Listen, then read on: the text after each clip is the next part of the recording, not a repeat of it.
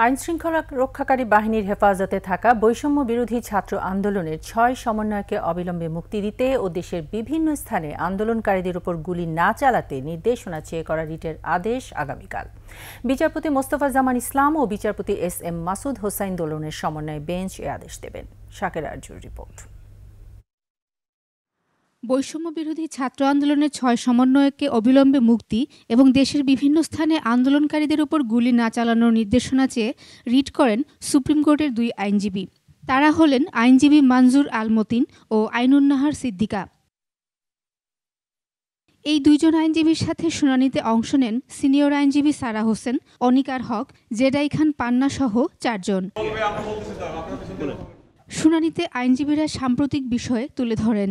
আমরা চেয়েছি যে এই ৬ জনের মুক্তি এবং ইলিগাল ডিটেনশন এটা যাতে বন্ধ হয়। আমরা আদালতে বলেছি নিরস্ত্র প্রতিবাদকারীদের উপরে গুলি চলতে পারে না, যেটিকে ইংরেজিতে লাইভ রাউন্ড বলা হয়, সেটি করার কোনো সুযোগ নেই।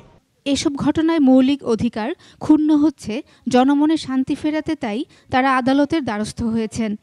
কাউকে যদি অন্য কারো কাছে বেআইনিভাবে অথবা আইনি কোনো ক্ষমতা বহির্ভূতভাবে রাখা হয় তার হেফাজতে, এটা নিয়ে আদালত নির্দেশ দিতে পারবে তাকে সেখান থেকে মুক্ত করানোর জন্য। শুনানিতে রাষ্ট্রপক্ষের আইনজীবীরা বিটিভি ভবনে আগুন, মেট্রো রেলে ভাঙচুরের মতো নাশকতার ঘটনা আর ঘটবে না, আবেদনকারীরা এমন নিশ্চয়তা দিতে পারেন কিনা প্রশ্ন রাখেন।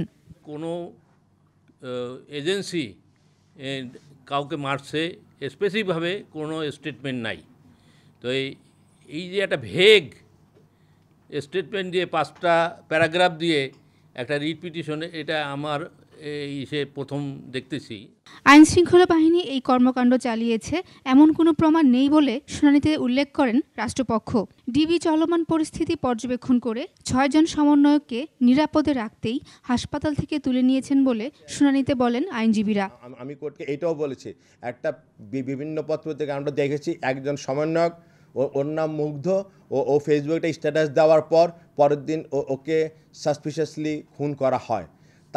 তাহলে গতকাল আমরা দেখেছি বলা হয়েছে এদের নিরাপত্তার জন্যই এদেরকে নিরাপত্তা প্রদান করা হচ্ছে। এখানে আমাদের বুঝতে হবে গ্রেফতার বা ডিটেনশন এক জিনিস, আর যে কোনো নাগরিককে নিরাপত্তা প্রদান করা আরেকটা জিনিস। আদালত শুনানি শেষে আবেদনটির কিছু ভুল সংশোধন করে আনার আদেশ দেন। মঙ্গলবার আবারও শুনানি শেষে আদেশ দেয়া হবে। শাকের আরজু, 21 টেলিভিশন, ঢাকা।